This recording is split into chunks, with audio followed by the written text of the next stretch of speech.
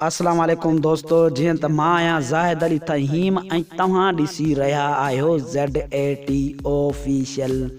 दोस्तों, अॼु जी हिन वीडियो जो टॉपिक आहे सैयद निसार शाह जी न्यू फिल्म ते। दोस्तों, वीडियो शुरू करण खां पहिरियां तव्हां दोस्तनि खे हिकु नंढड़ी गुज़ारिश आहे, जे अगरि तव्हां मुंहिंजे यूट्यूब चैनल ते पहिरियों दफ़ो आया आहियो त मुंहिंजी वीडियो खे लाइक कयो ऐं चैनल खे सब्सक्राइब कयो। दोस्तों, मां तव्हांखे ॿुधाईंदो वञा त सैयद निसार शाह जी हिकु न्यू फिल्म अची रही आहे।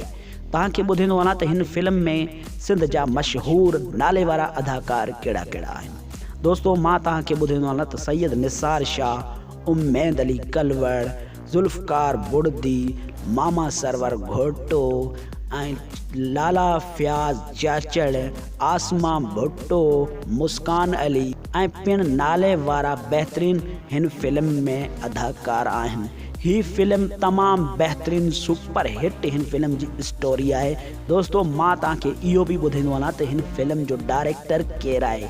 दोस्तों, हिन फिल्म जो डायरेक्टर ख़ुदि मामा सरवर घोटो साहिबु आहे। दोस्तों, हिन फिल्म जो नालो आहे दहशत। ही फिल्म तमामु जल्द रिलीज़ कई वेंदी। आख़िर तव्हां दोस्त सोचे रहिया हूंदो त ही फिल्म कहिड़े चैनल ते रिलीज़ कई वेंदी। दोस्तों, मां तव्हांखे ॿुधाईंदो वञा त ही फिल्म घोटा प्रोडक्शन में रिलीज़ कई वेंदी।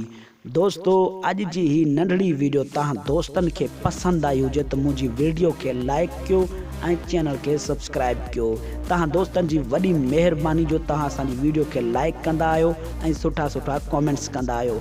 अल्लाह पाक तव्हां दोस्तनि खे ख़ुशि रखे, सलामत रखे। जिथे हुजो ख़ुशि हुजो, आबाद हुजो।